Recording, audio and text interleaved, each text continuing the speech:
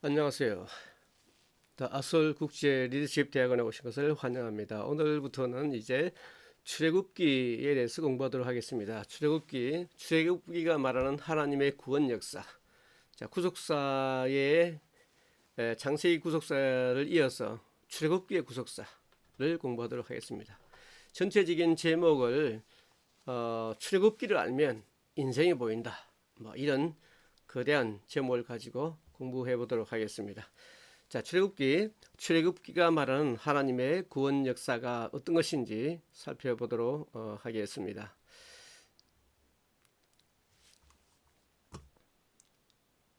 자, 하나님의 구원 역사를 다루기 전에 우리가 성경 신학에 대해서 잠시 말씀을 살펴보기를 원합니다. 자, 성경 신학이라고 하면 뭐 여러 가지 분류를 할 수가 있겠는데요. 그죠? 뭐 신약 신학도 있을 거고 구약 신학, 뭐 역사 신학, 또 또 무슨 신학입니까? 조직 신학, 뭐 이런 여러 가지 신학들이 분류가 있었겠죠. 그 중에 이제 우리가 성경 신학에다가 좀 초점을 맞추게 될 텐데, 성경 신학은 이제 구약학으로 분류를 할 수가 있겠죠. 구약학, 신약학. 그리고 이제 우리가 배우게 될 것이 이제 히브리어를 배우게 될 것인데, 구약 성경을 원문으로 이해하기 위해서, 해독하기 위해서 우리가 배우는 학문이 되겠습니다. 그리고 모세오경을 배우게 되겠죠. 자, 모세오경에는 뭐 문서술과 그 밖에 비판적 학설들을 이렇게 평가하고, 또 모세오경의 신비성과 또 저작권, 이런 성경적 입장에서 자, 밝히는 학문을 모세오경이라고 볼 수가 있겠고요. 그 다음에 구약사도 있겠죠. 이제 구약의 창조 시대부터 시작해서 이스라엘 족장 시대 그 문화의 그 풍속과 또 그 이후에 이스라엘 역사를 포로에서 귀국하는 시기까지 걸쳐 개혁을 하는 그런 과목이 되겠습니다. 이제 구약도 서론도 우리가 배우게 될 텐데, 구약의 편집이라든지 연대, 저서, 배경, 또 사상 등의 개론 문제를 취급을 하게 될 것입니다. 각 사본과 또 고대 역본과 외경에 관한 문제도 취급하고 비평하게 될 것인데요. 그리고 이제 시서, 그 시가서 총론을 배우게 될 겁니다. 히브리 백성들의 그 시와 본질, 시의 그 본질과 또 지혜문학, 그리고 그 지혜문학의 그 내용들, 이런 것들을 우리가 공부하게 될 것입니다. 그리고 이제 대선지서가 있겠죠. 대선지서를 이제 특히 성경 신학적 면에서 우리가 연구를 하게 될 것이고, 구약 신학 또 우리가 배우게 될 것인데, 구약 신학은 구약 시대의 그 하나님의 계시의 과정을 개괄하고, 또 구약 내용의 그 신학적 문제와 구약의 종교적 제도를 등을 취급하게 될 것입니다. 특별히 구약의 내용을 사상적, 신학적 체계 밑에서 파악하도록 그렇게 공부를 하게 될 것이고, 또 성서 고고학도 있죠. 성서 고고학에서 이제 성경 연구에 도움이 되는 고고학적 자료를 제공함으로써 성경을 좀 더 배경 지식을 우리가 가질 수 있도록 할 것이고, 소선지서를 통해서 포로 이후에, 포로 전후에 또 여러 소선지자의 시대와 배경을 연구하면서 그 내용과 사상을 주경신학적으로 이제 우리가 연구하게 될 것입니다. 자, 한마디로 말하기, 자, 뭐라고 말할 수 있을까요? 우리가 훈련소에 출애굽기를 공부하기 위해서 이제 출애굽기라고 하는 훈련소에 입소를 하게 되고, 그 구원의 과정을 경험하게 되고, 그리고 또 제사를 통해서 하나님께 영광을 돌리게 되고, 군사훈련, 그리고 영성훈련, 그러고 난 다음에 이제 가나안에 입성하는 이런 전 과정들을 우리가 배우게 될 것입니다. 자, 이제 그러면 내용을 하나하나 보시면서 공부하도록 해볼까요? 자, 국가로서의 이스라엘의 역사는 출애굽기 1장에서 시작해서 에스라 1장에서 끝이 납니다. 자, 이 시기는 크게 세 부분으로 나눌 수 있는데요. 신정시대, 이때는 이제 하나님이 친히 이스라엘을 다스리는 시대라고 볼 수가 있고, 왕정시대, 이 왕이 통치하는 시대죠. 석국시대는 이제 이방인들의 다 뭐 종으로 잡혀가고 포로로 잡혀가는 그런 시대를 말합니다. 자, 여기서 신정시대는 이곳에서의 주제는 이제 구원과 예배라고 볼 수 있겠습니다. 구원의 필요성은 이스라엘 백성들의 그 비참함에서 나타났고, 또 이 구원의 실현자는 모세와 그의 형제인 아론을 통해서 이루어졌습니다. 모세는 10가지의 재앙을 통해서 그 중에서도 마지막 재앙인 장자의 재앙을 통해서 이스라엘을 구원하고 또 하나님 앞에 예배하는 공동체를 세우게 되죠.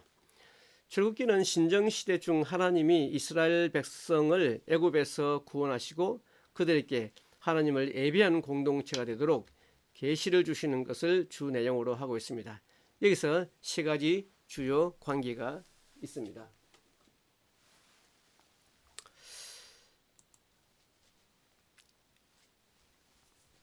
성경 전체의 개요를 한번 살펴볼까요? 성경 전체의 개요를 보시게 되면 창세기 같은 경우는 하나님 나라의 씨와 땅을 준비를 완료를 하죠. 그리고 족장 언약을 통해서 족보 구조, 족보가 창세기에는 굉장히 중요합니다. 이 족보는 이정표라고 볼 수가 있겠습니다. 우리가 종착역을 찾아가는 데 있어서, 종착역은 바로 메시아죠.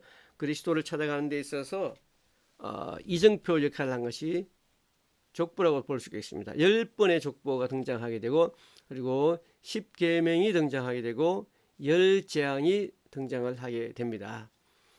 자, 그 다음에 출애굽기, 레위기, 민수기는 이제 시내산 언약으로 내용을 전체적으로 요약할 수가 있겠고요. 또 신명기는 모압 언약, 그러니까 세겜 언약으로 요약을 할 수가 있겠죠. 자, 성경의 주제는 뭐냐? 자, 언약과 하나님의 나라, 이렇게 되어 있는데 이것을 한 문장으로 우리가 바꿔보면 언약을 통한 하나님 나라 완성, 이렇게 볼 수가 있겠습니다. 언약을 통한 하나님 나라 완성. 주로 언약은 구약에 집중적으로 언급이 되어 있고 하나님 나라는 신약에 언급이 되어 있죠. 그러니까 언약은 하나의 약속이고 계시라고 볼 수가 있겠죠. 그것이 신약에서 하나님 나라의 형태로 이루어지는, 성취되는 과정을 우리가 배우게 될 겁니다. 성경의 내용은 신약도 마찬가지, 구약도 마찬가지, 예수 그리스도라는 것을 우리가 분명히 아셔야 됩니다. 복음의 두 기둥이 있는데 그것은 언약이죠. 언약, 그 다음에 하나님 나라라고 볼 수가 있고, 구약에서 복음이라고 하면 바로 여호와 이레 사건이 되겠습니다. 여호와 이레 사건은 바로 이삭의 이야기를 통해서 우리가 바로 알 수가 있고, 여호와 이레의 뜻은 하나님이 공급하시는데 무엇을 공급하시나? 자기 자신을 공급하시죠. 그래서 하나님이 자기 자신을 공급한다. God provide himself. 하나님이 자신이 친히 제물이 되는 과정이 바로 여호와 이레의 사건이죠. 그것이 바로 십자가에서 그대로 이루어지게 되죠. 그래서 여호와 이레 사건과 십자가 사건은 구약과 신약의 두 기둥이라고 우리가 말할 수가 있겠습니다. 자, 구약의 구성을 보면 모세오경이 있죠. 그리고 역사서, 시가서, 예언서가 있는데 히브리인들에게 있어서의 역사는 없습니다. 그러니까 왜 그런가 하면 역사는 예언의 성취로 보기 때문에 예수님도 그렇게 말씀하죠. 구약, 그냥 모세오경과 선지서, 그죠? 선지서에다가 여기다 포함을 시키고, 그리고 시가서, 세 가지로 구분을 한 것을 보게 됩니다. 구약은 이제 복음서가 있고, 역사서, 서신서, 묵시록, 그죠? 계시록이 있는 것을 우리가 기본적으로 다 알 수가 있죠. 자, 율법서, 이것은 가장 기본적인 개론이 되겠는데요. 율법서 여러분들 다 잘 아시는 모세오경 5가지가 되겠고, 역사서, 자, 요수아서부터 에스더까지 12권, 시가서는 욥기부터 전도서, 아가전도서 5권이 있고, 예언서를 이제 대선지서, 소선지서로 구분을 하고 있는데, 이것은 특별히 구별되는 기준이 뭐냐면 양이 좀 많고 양이 적은 거의 차이로 구별을 했습니다. 호세아, 요엘서 이런 건 다 양이 얼마 되지 않죠. 그래서 소선지서로 그냥 구별을 한 거고, 특별한 기준은 없습니다. 양이 많은 것은 대선지서라고 했고, 양이 적은 것은 그냥 소선지서라고 했습니다. 그러니까 5권, 12권 이렇게 분류를 했습니다.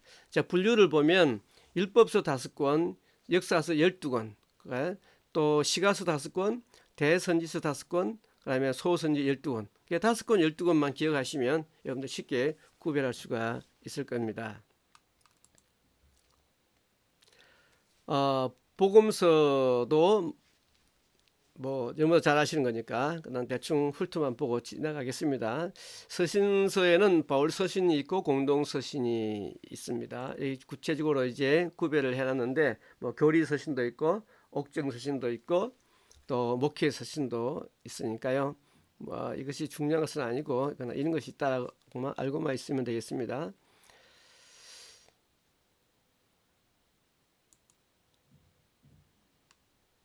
자, 모세오경을 이제 한번 분류를 해볼까요?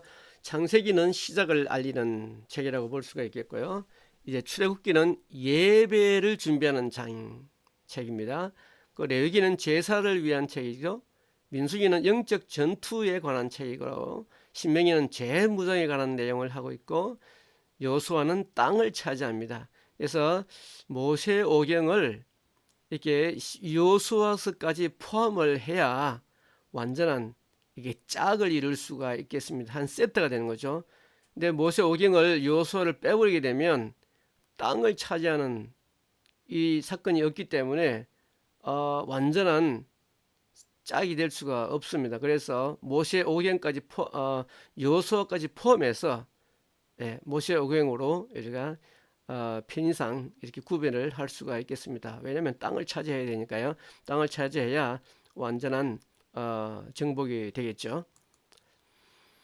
자, 창세기의 내용은 창조, 타락, 구속으로 구성이 되어 있고, 창세기는 4가지 사건으로 기록이 되어 있습니다. 4가지 사건과 4족장이 등장을 하게 되죠.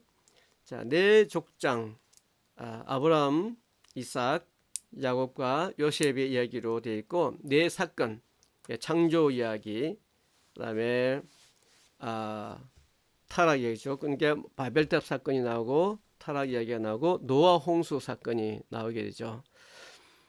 자, 창조, 그 다음에 타락, 바벨탑 사건, 노아 홍수 사건을 크게 4가지로 구별할 수가 있습니다.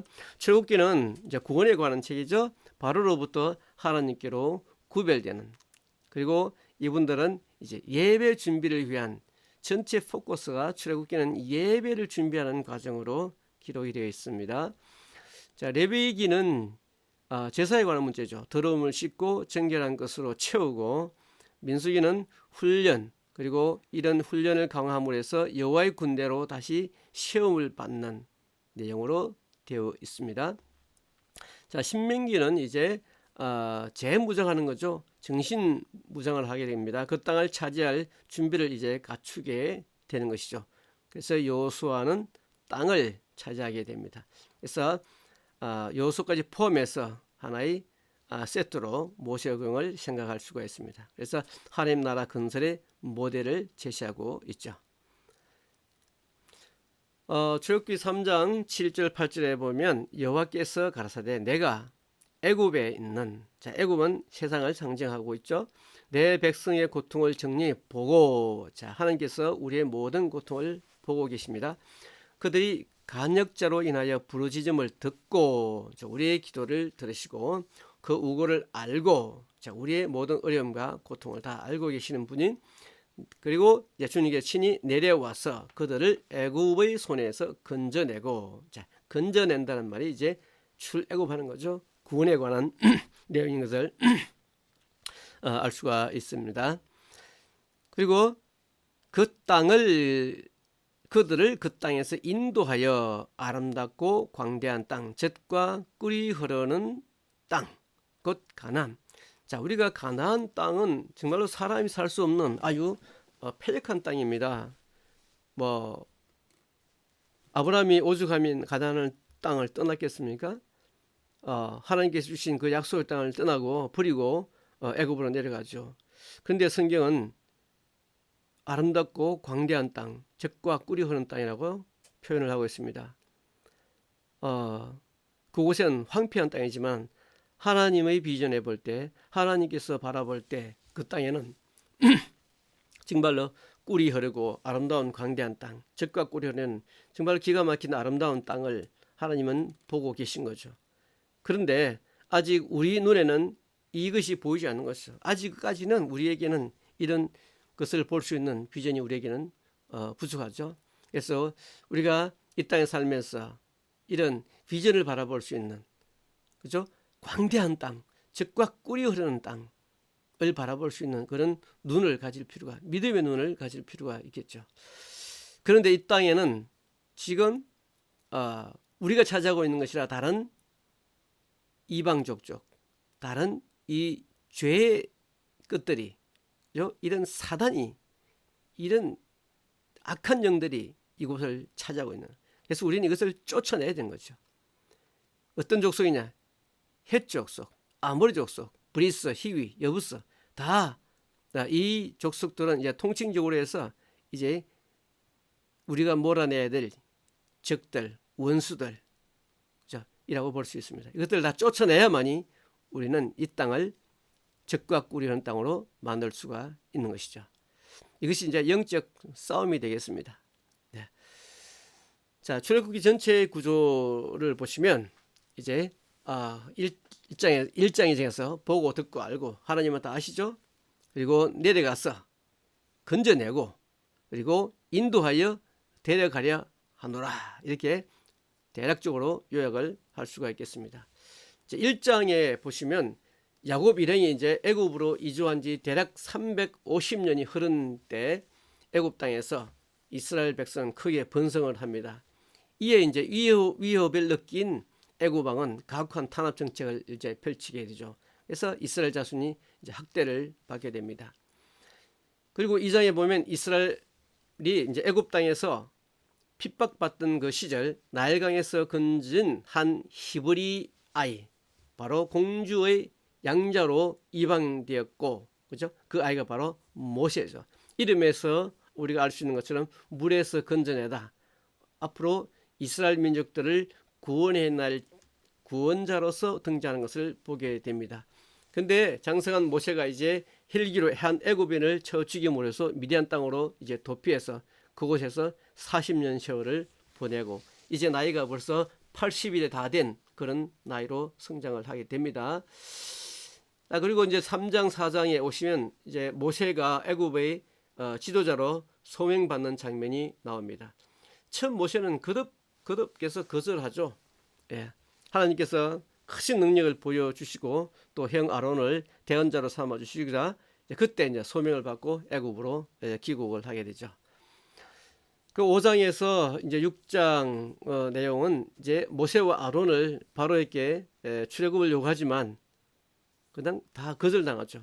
그리고 오히려 이스라엘은 더욱더 핍박을 받게 되는 그런 어려움을 당하게 됩니다. 그래서 모세는 정말 낙담할 수밖에 없죠. 그런데 하나님은 재차 사명의식을 고취시키고 주고 있습니다. 그리고 출애굽 사건의 그 주역이 되는 그 모세와 아론 족보가 이제 그 6장에서 7장 그 사이에 이제 기록이 되고 있는데 이 족보를 우리가 잘 보셔야 됩니다. 이제 모세와 아론은 애굽 왕에서 지팡이로 뱀을 만드는 이적을 보여주면서 재차 출애굽을 강력히 요구하죠. 그리고 이제 7장 중반절에서 10장까지 내용은 출애굽을 거부한 애굽 왕에게 하나님의 능력과 또 애굽 신들의 그 헛됨을 보여주는 각종 재앙, 10가지 재앙이 차례대로 이렇게 전개되어 있는 과정이 나옵니다. 그리고 이제 25장 40절에는 성막에 관한 내용이 많이 나와요. 성막에 관한 내용이 엄청나게 중요하죠. 이 성막에 관한 내용이 거의 무려 성경의 50장 정도 차지합니다. 창조 이야기는 뭐 1장, 2장밖에 없죠. 근데 이 성막에 관한 이야기는 무려 50장을 차지하고 있으니까 얼마나 중요한지 우리가 알 수가 있습니다. 이제 출애굽이 말하는 구원이 어떤 구원일까요? 자, 이집트에서 모세가 이제 출생을 하게 되고 떨기나무 이적 사건도 발생하게 되고 뭐 집 없는 벽돌로 정말 고생하는 장면이 나오게 되죠. 자, 여기서 보면 집 없는 벽돌은 어쩌면 이스라엘 백성들의 누룩 없는 빵을 상징적으로 보여주고 있다고 볼 수 있어요. 고난을 의미하죠. 그리고 이제 족보 이야기의 대언자는 이제 성령 사역의 예표를 보여주고 있는 것이죠. 그리고 유월절 사건, 바로 예수 그리스도의 오직 피 외에는 구원이 없다라고 하는 것을 우리에게 보여주고 있습니다. 자, 1장과 2장에서 구원 구원 환경 배열과 목자를 준비하고 있죠. 그리고 3장 4장에서는 구원 대행자로서 부르심에 관한 이야기가 있고 5장 11장은 영적 대기를 통한 우상 제거, 그 다음에 12장에는 피로 씻음 유월절 사건, 오직 예수 그리스도 외에는 구원이 없다, 예수님만이 구원자다 라고 하는 것을 이 12장을 통해서 우리에게 보여주고 있습니다. 자, 그러면 이제 10대 애굽의 10대 재앙에 관해서 우리가 다음 시간에 우리가 공부하도록 하고, 자, 오늘은 여기서 잠시 쉬었다가 이어서 공부하도록 하겠습니다. 수고하셨습니다.